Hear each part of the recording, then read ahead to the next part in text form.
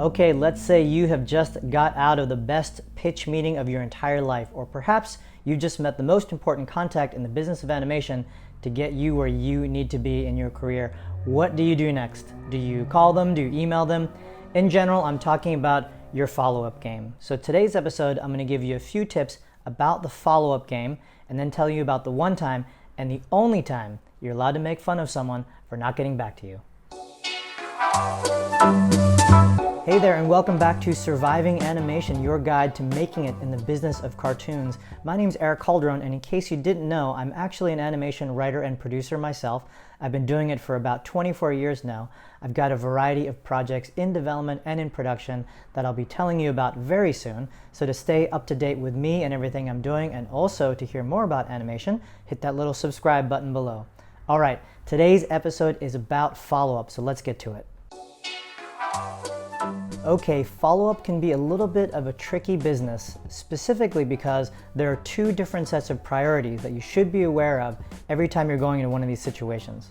Remember, there's your perspective and then there's their perspective. When you're in the position of being a seller or perhaps an interviewee, you've got a whole different perspective on the situation. You've probably invested a certain amount of time, a certain amount of financial resources, and a lot of passion into what you're bringing to the table. That puts you in a position of being a lot more desperate and a lot more impatient than perhaps you might normally be. On the other hand, if you're in the position of being a seller, which I've been for many years, everything looks a lot different. You're really busy, you're juggling a variety of projects. You not only have to meet with people and give them face time and polite attention, you actually have to review the materials, go through them in depth, have a point of view, and then share it with your colleagues in order to get their point of view on it. On top of this, you have to take care of things like politics or changes in your network's position or just your own personal advancement as an executive. All of these things means careful timing and patience. It's a lot different. It's a totally different mode of thinking, but most importantly, it takes time. Basically, it's important to remember that things look a lot differently when you're sitting behind the desk than when you're facing it.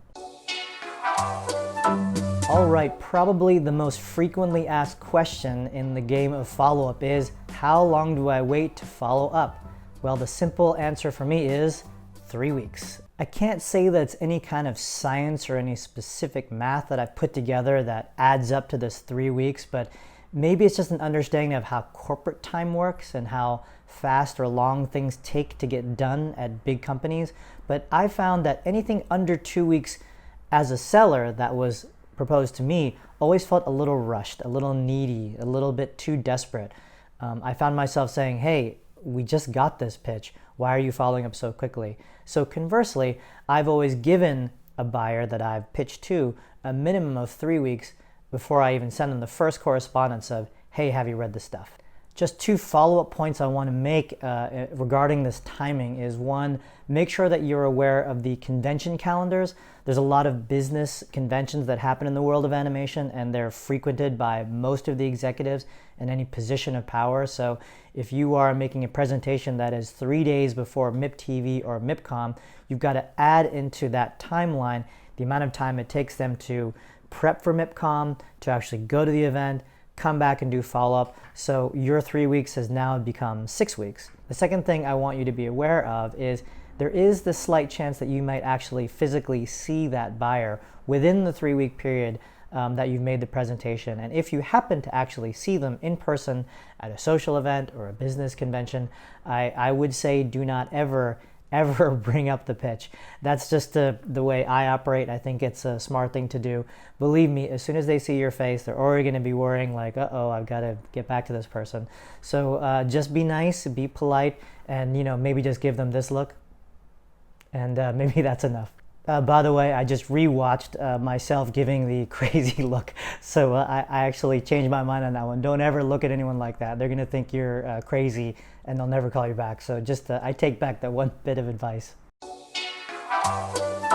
Okay, now that you have some intuition about how long you should wait in order to have some follow-up with someone, how should you actually go about following up with them? In other words, which medium should you use? Should you use email or phone calls or social media?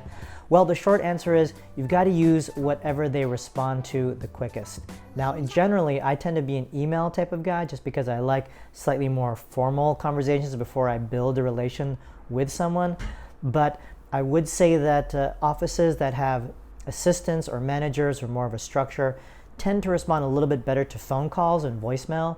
I think this is probably because those assistants tend to respond to those a little more promptly and in the best situation actually write back or call you back and organize follow-up meetings, which is really great if things are running smoothly on their side. In terms of some ways I would advise against reaching out to someone or doing follow-up, social media, I think, is a very impolite place to actually have a business follow-up with someone. So whether that's Facebook or Twitter or Instagram or, God forbid, Snapchat. Perhaps LinkedIn. LinkedIn's not bad. I know I'm a little bit in the minority of using LinkedIn a lot. Generally, I found that people do not respond to LinkedIn emails very well, although sometimes they do. But if any place that is considered a social media where you might want to do a professional follow-up, LinkedIn is probably going to be the best of those places I mentioned beforehand. The other little tip that I will add here is that if you've been trying to reach out from one medium and have not been successful, let's say you've thrown 1, 2, maybe even 3 emails, change the medium. You know, if they don't respond to email, give them a call. If they don't call, see if you can find the next business convention to meet them at, maybe 2 or 3 months down the road. I know that sounds like a long way away, but some executives just take a little bit of time for you to figure out how they operate, what makes them respond quickly, and I think being agile and knowing when to switch gears is another way to guarantee a better response. Okay, another one of the really important questions I often get, which I have kind of saved for last here because it is the most important, is what do I do if they don't respond? Well, I've got some really, really hard, tough love for you, but you just gotta let it go. I know that sounds terrible. I know that might be frustrating, but really in the business of animation, if someone is not responding to multiple emails, if they're not getting back to you after you've called their office several times, you have just got to let it go because that is their answer. Now, there could be a lot of reasons why this has happened. A person could have lost their job. The situation might have completely changed. They simply might not be very adept at writing back to you with email. Whatever reason it is, you have to promise yourself to never actually take it personally.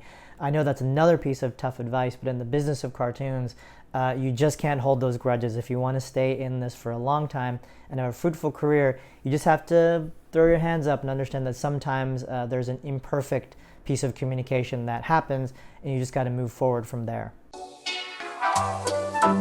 Now, like I said in the beginning, there is actually one situation where you're allowed to joke at someone for not getting back to you or not writing back, is when the situation is reversed. In other words, let's say a few years down the road, you are no longer the seller, you are now the buyer. And now that person who was the buyer and is now the seller who never got back to you is sitting in front of you. You have that one and unique chance to stick it in them just a little bit for not getting back to you. So that's my only time I think it's appropriate. If it ever happens, that's just good karma. So enjoy it while it lasts. Okay, that's my little video on follow-up in the business of animation. I hope you got something out of that. If you feel differently or have additional advice that you think people who watch this channel might want to know, please leave it in the comments below. I'll be happy to engage you in any kind of conversation. I really do enjoy doing that, so thank you very much for your notes below. Also, please hit subscribe if you like what I'm doing and you'd like to support me continuing talking about the business of animation. I love your likes and I appreciate your subscriptions, and I will talk to you soon. See you in the next one.